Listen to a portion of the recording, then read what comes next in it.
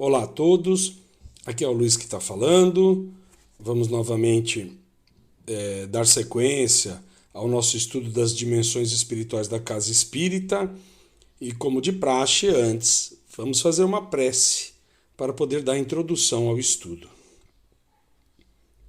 Com os nossos pensamentos elevados a Deus, nosso Pai, a Jesus, nosso Mestre, rogamos a eles todo amparo e proteção para os estudos do dia de hoje, que possamos, Mestre querido, colocar o que aprendemos da melhor forma possível, com clareza, e rogamos a Ti e ao nosso Pai que permita que possamos guardar esses ensinamentos em nossa mente, em nosso coração e, acima de tudo, colocá-los em prática na nossa vivência espírita.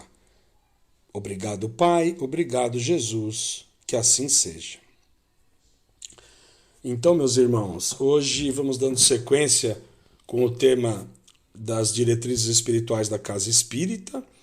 O tema de hoje é o que o Manuel Filomeno de Miranda chamou de enfermagem espiritual libertadora. Então, vamos lá. Então, dentro das atividades que os benfeitores espirituais realizam durante as sessões mediúnicas, nós devemos ressaltar aquela que o espírito Manuel Filomeno de Miranda denomina enfermagem espiritual libertadora, pelo seu alcance e importância. As sessões mediúnicas, elas assumem várias funções quando se trata do contato da espiritualidade com os encarnados, né? Além das mensagens de cunho instrutivo realizadas por entidades veneráveis, temos a função consoladora de suavizar a saudade de entes queridos que, quando permitido e tendo as partes, o merecimento, vêm nos trazer notícias do outro lado, como tantas vezes nosso irmão querido e saudoso Chico Xavier o fez com a bênção de Deus.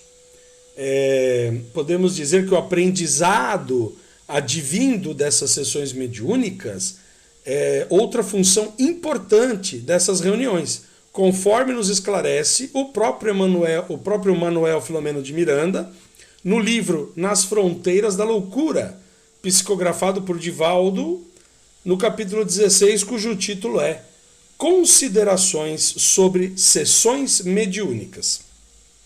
A nossa querida irmã e saudosa Sueli Caldas Schubert, no livro Obsessão, Desobsessão, ela nos informa da importância do recinto onde são realizadas as sessões mediúnicas, de desobsessão no caso, revestido de vibrações adequadas e que requer cuidados especiais da espiritualidade maior, onde são levados os enfermos do espaço para receberem o tratamento do amor.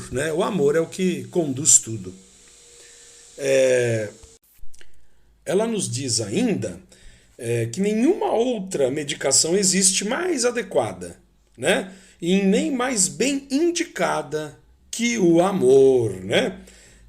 As chagas morais, as dores esculpidas no âmago do ser, a tortura do ódio, o coração que renegou a Deus e que se apresenta enjaulado dentro de si mesmo, o suicida que se sente morrendo e vivendo em dores superlativas, o infeliz acorrentado aos grilhões dos vícios, todos representam o cortejo das agonias humanas e só alcançarão alívio, tratamento e orientação na medicação universal do amor. E continua ela, para os encarnados, tais sessões mediúnicas são de extrema utilidade, pois ali recolhem ensinamentos, exemplificações de lições vivas que os marcam profundamente e os despertam para a imensa responsabilidade de observar nestes seres que sofrem, que são nossos irmãos. Temos que ter esses olhos. Vamos atentar agora para alguns benefícios que essa enfermagem espiritual libertadora desenvolve nas sessões mediúnicas. Então, a libertação psíquica de espíritos que, pela falta de entendimento em relação aos valores superiores da vida, eles permanecem presos por largo tempo, até séculos, em fixações mentais perturbadoras, né, que trazem apenas desequilíbrio a eles. Proporcionam aos membros do grupo socorrista lições proveitosas, melhoram a compreensão da lei de causa e efeito para todos, principalmente para nós encarnados que estudamos a doutrina, né? Conseguimos ter conhecimento e exemplificação dessa lei de causa e efeito, né?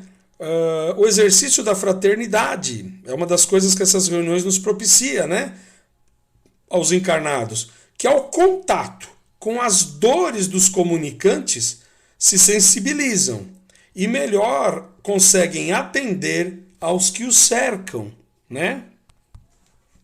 No intercâmbio mediúnico ocorre o choque fluídico, né? Pelo qual as forças anímicas do médium elas rompem a crosta mental ideoplástica que envolve os desencarnados e lhes absorve então os vibriões mentais, igual a uma esponja que se encharca, absorvendo água, por exemplo.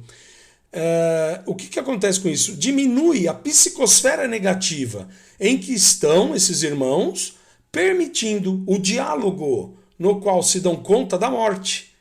Muitas vezes remorrendo, né, que é a sensação que eles têm quando eles ficam sabendo que eles estão mortos, que o corpo está morto, na verdade, né, porque nós não morremos, sabemos disso.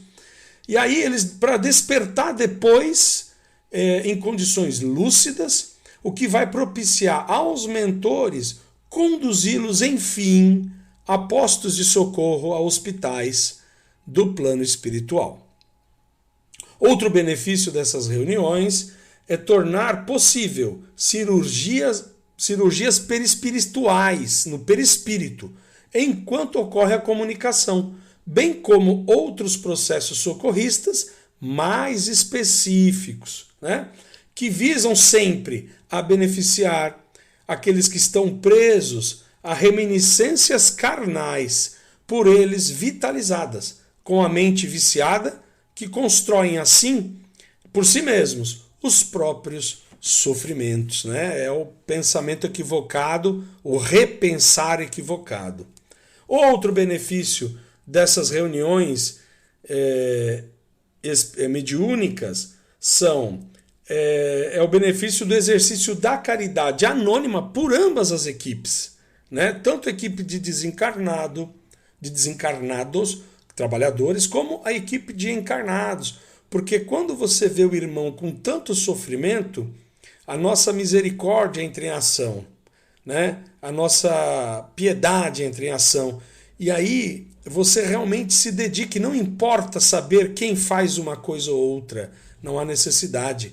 É o auxílio a esse irmão, através do amor, é a única coisa que vale nesse momento. Tamanha a dor do nosso próximo, tamanha essa dor nos fere também, de certo modo. E aí a gente coloca a caridade por meio do amor ao próximo em prática. Então, nessas horas, essa caridade é realmente anônima. Ninguém quer saber quem faz uma coisa ou outra, mas sim que o auxílio seja efetivado. Outro benefício é a possibilidade que tem os espíritos que ainda permanecem em faixas muito baixas de psiquismo, do seu psiquismo, normalmente impregnadas de teor muito venenoso, e que não conseguem, por isso, sintonizarem-se com os benfeitores da espiritualidade de forma direta. Mas eles vão conseguir, através do diálogo com os encarnados, né, esse despertar para uma visão diferente da vida. E muitas vezes esse contato com as energias mais densas dos encarnados, da mediunidade, propicia que aí sim os trabalhadores do espaço possam auxiliar esses irmãos de forma mais direta. o Miranda ainda nos diz que ele tem visto muitos espíritos médicos e enfermeiros atendendo e medicando os comunicantes que se apresentam muitas vezes mutilados, desfigurados e casos até de zoantropia, quando por pensamentos desequilibrados mudam a sua forma do perispírito até virarem animais ou até modificarem parte do seu perispírito como formas de animais, né? Irmãos também com o monodeísmo, aqueles que estão fixados numa única ideia e que por causa disso entram numa vibração de não pensarem em mais nada. Isso também vai trazendo prejuízos a eles, né? Espíritos ovoides normalmente entram nesse quesito de intensificarem às vezes pensamentos de raiva, de ódio, de vingança tão grandes que eles passam a pensar só nisso e automaticamente modificam sua forma perispiritual para de um ovoide. Todos esses irmãos são auxiliados, né? Uns dando mais trabalho, outros menos, mas todos são auxiliados através da lei da caridade e do amor, né? Lembra Miranda também que os irmãos comunicantes, né, mesmo com todas essas características perispirísticas, eles recebem antecipadamente uma preparação adequada por parte dos espíritos especializados que tantas vezes nós citamos aqui nesses estudos, né?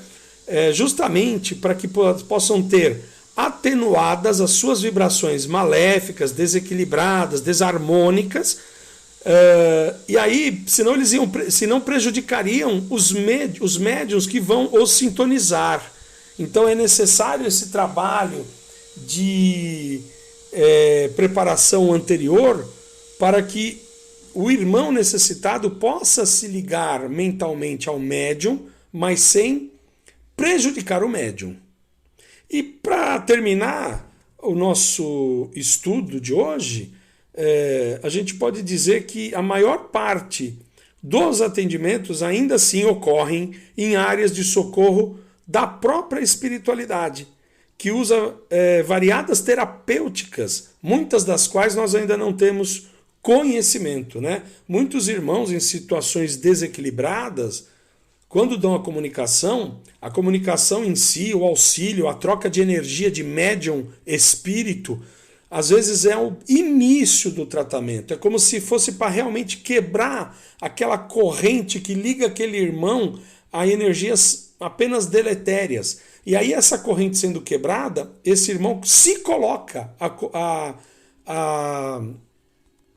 se põe à condição de ser auxiliado pela espiritualidade, que aí o recolhe e aí vai dar o tratamento, que muitas vezes nós encarnados nem ficamos sabendo mesmo.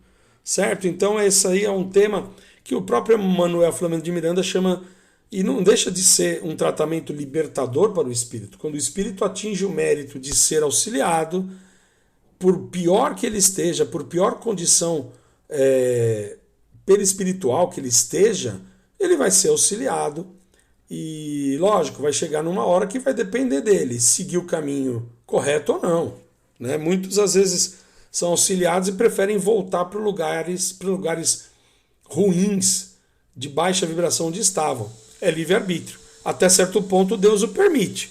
Chega um momento que existem as reencarnações compulsórias, porque esse irmão chegou num nível de maldade consigo mesmo que Deus não permite mais que isso ocorra. E aí ele tem o seu livre-arbítrio tolhido para o seu próprio bem. Então é isso hoje, meus irmãos. Aprendemos mais um pouquinho como essa espiritualidade trabalha no tratamento desses irmãos. E vamos novamente elevando o pensamento a Deus para agradecer pela oportunidade do estudo, rogando a Deus que permita que possamos levar aonde formos um pouquinho das boas energias adquiridas com o estudo da doutrina, com o conhecimento dado por tantos espíritos benevolentes que nos vêm ensinar, que possamos então, que o Pai permita, que Jesus permita, que sejamos luzes para iluminar aqueles irmãos que ainda se encontram um pouquinho mais nas trevas do que nós. Como diz nosso irmão José Petitinga, somos todos enfermos ainda, mas que sejamos os enfermos, que possamos auxiliar os enfermos mais doentes do que nós. É o que pedimos ao Pai, é o que pedimos a Jesus. Que assim seja. Graças a Deus e graças a Ti, Jesus. Desejamos a todos uma ótima quinzena, com votos de muito amor e muita paz em suas vidas, e como eterno pedintes que somos, pedindo a Deus que nos ampare e que nos abençoe. Que assim seja. Até a próxima.